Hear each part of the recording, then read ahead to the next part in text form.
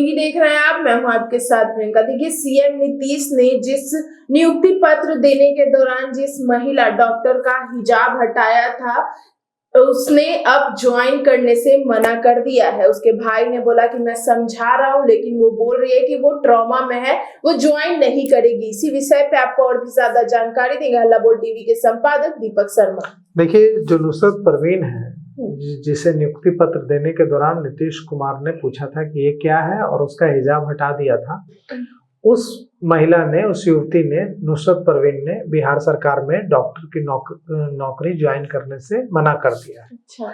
20 दिसंबर को उनको ज्वाइन करना था जी। लेकिन उनके भाई सामने आए हैं और नुसरत परवीन के भाई ने कहा है कि यह जो घटना हुई है और इस पर जिस तरह से विवाद हुआ है, उससे मेरी बहन नुसरत परवीन ट्रॉमा में है और उसने कहा है कि वो नौकरी ज्वाइन बिहार सरकार की नहीं करेगी। हालांकि उनके भाई ने यह भी कहा है कि हम लोगों ने उनसे बहुत समझाया कि तुम नौकरी क्यों नहीं ज्वाइन करोगे, इसमें तुम्हारी क्या गलती है, नौकरी ज्वाइन करो, लेकिन वो ट्रॉमा में है और वो कह रही है कि अब मैं नौकरी ज्वाइन नहीं करूंगी, क्योंकि यह जो इसे लेकर जो पूरे देश में जो जिस तरह से विवाद हो रहा है, उससे वो ट्रॉमा में है। सीएम नीतीश कुमार ने नियुक्ति पत्र देने के दौरान महिला डॉक्टर नुसरत परवीन से पूछा था कि ये क्या है और हिजाब हटाया था।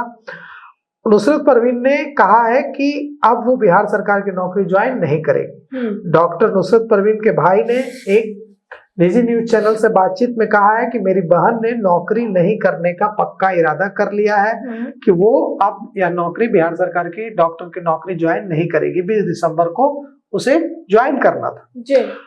उनके भाई ने यह भी कहा कि मेरे परिवार के लोग उसे समझाने की कोशिश कर रहे हैं कि तुम्हारी कोई गलती नहीं है, लेकिन वो तैयार नहीं हो रही है और वो भी मेंटल ट्रॉमा में चल रही है। इसे लेकर पूरे देश में जिस तरह से विवाद हुआ है, इसे लेकर नुसरत परवीन को 20 दिसंबर को नौकरी ज्वाइन करनी है जी। लेकिन वो ज्वाइन करने से मना कर रही है, हालांकि अभी उनके पास वक्त है। बिल्कुल। और इसके बाद ये जो कुछ हुआ है, उसके बाद सीएम नीतीश कुमार बुधवार को गया जी में बिहार लोक प्रशासन और ग्रामीण विकास संस्थान की ओर से आयोजित जो एक कार्यशाला थी, 2 दिवसीय कार्यशाला, उसमें शामिल होने पहुंचे। कार्यक्रम का उद्घाटन किया और लेकिन ये जो कार्यक्रम था, इस कार्यक्रम का लाइव नहीं किया गया। अच्छा। और इस कार्यक्रम में मीडिया की एंट्री भी बैन कर दी गई थी। मंगलवार को भी नीतीश कुमार ने ऊर्जा विभाग में नियुक्ति पत्र बांटने के दौरान कार्यक्रम का लाइव नहीं किया था। नीतीश कुमार ने नियुक्ति पत्र बांटा था ऊर्जा विभाग में, लेकिन उसका लाइव नहीं किया गया था और वहां पत्रकारों की एंट्री भी बैन कर दी गई। अभी यह विवाद चल ही रहा था कि उत्तर प्रदेश के एक मंत्री ने इसमें एक नया विवाद खड़ा कर दिया है। यूपी के मंत्री संजय निषाद ने एक बहुत ही विवादित बयान जारी कर दिया है इस पूरी घटना पर।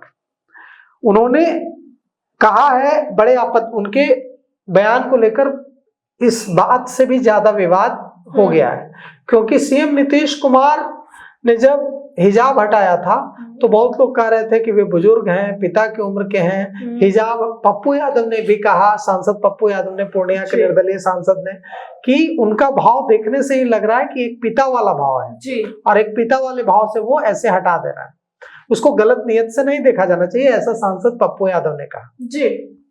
लेकिन यूपी के मंत्री संजय निषाद ने जो कहा है उसे लेकर तो विवाद होना लाजमी है। यूपी के मंत्री संजय निषाद ने सारी हदें पार कर दी। यूपी के मंत्री संजय निषाद ने कहा कि अरे वो भी तो आदमी ही है, छू लिया नकाब तो इतना पीछे नहीं पड़ जाना चाहिए, कहीं और छू लिया तो क्या होता। इसके बाद रिपोर्टर पूछता है कि आपको क्या लगता है, कहीं और भी छू लेते हैं क्या?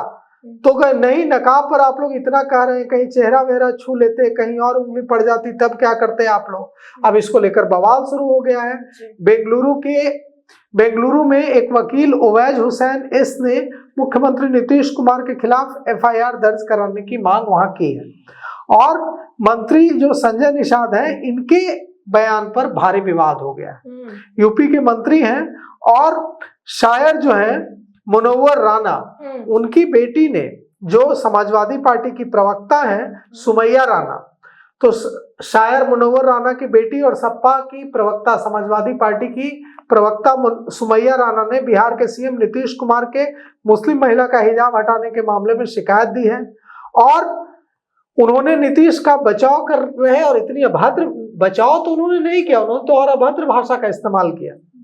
यूपी के मंत्री संजय निषाद के इस बयान पर कि नकाब ही तो छुआ है के खिलाफ भी शिकायत दर्ज कराई। सपा सांसद कैराना की जो समाजवादी पार्टी की सांसद है यूपी की इकरा हसन, उन्होंने वे बिहार के सीएम नीतीश कुमार पर निशाना साधा है, लेकिन उन्होंने भी कहा है कि नीतीश कुमार की सेहत को लेकर उन्हें चिंता हो रही है। वे बुजुर्ग हैं और सभी उनका सम्मान करते हैं, लेकिन सबसे जरूरी बात यह है कि वे जिस पद पर हैं उसकी अपनी गरिमा है। उसके खिलाफ जाकर एक महिला के साथ इस तरह का व्यवहार करना उस गरिमा के खिलाफ है और बहुत खतरनाक है। उन्होंने कहा कि इकरा हसन जो समाजवादी पार्टी की कैराना से सांसद है, उन्होंने कहा कि अगर सीएम ही ऐसा कर रहे हैं तो सुरक्षा के लिए गुहार कहाँ लगाई जाएगी। मैं दुआ करती हूँ कि वे जल्दी ठीक हो जाएं। हम इसे रिलीजियस एंगल से नहीं देख रहे हैं, किसी का दामन इस तरह खींचना छेड़ना गलत बात है। अब देखिए, इसे लेकर पूरे देश में विवाद शुरू हो गया है और पाकिस्तान के गैंगस्टर शहजाद भट्टी ने नीतीश कुमार को नुकसान पहुंचाने की धमकी दी है और कहा है कि नीतीश कुमार आज माफी मांग ले, नहीं तो फिर मत कहना कि मैंने मौका नहीं दिया। बिल्कुल, बिल्कुल। तो ऐसे में सबसे बड़ा सवाल यह है कि नीतीश कुमार की सुरक्षा को लेकर भी अब खतरा है। शहजाद भट्टी इतना खतरनाक गैंगस्टर है, उसने हाल ही में भारतीय जनता पार्टी के एक नेता के घर पर पंजाब में ग्रेनेड चलवा दिया और उसकी जिम्मेवारी भी ली। 3 उसके आतंकी पकड़े गए हैं दिल्ली से, तो उसका टेरर मॉड्यूल है। उसने लॉरेंस बिश्नोई के भाई अनमोल बिश्नोई को तिहाड़ जेल में मरवाने की साजिश रची थी। तो ऐसे में अब नीतीश कुमार की सुरक्षा को भी लेकर खतरा पैदा हो गया जी। तो सुना आपने कि किस तरीके से हिजाब हटाने वाला घटना किस तरीके से तूल पकड़ता हुआ नजर आ रहा है। इसमें कई नेता के भी बयान निकल के नजर आ रहा है। हालांकि इन सबको लेकर आपकी क्या राय है हमें कमेंट बॉक्स में बताएं। फिलहाल इस पेशकश में इतना ही। आगे की खबर देखने के लिए बने रहे हल्ला बोल टीवी के साथ। धन्यवाद।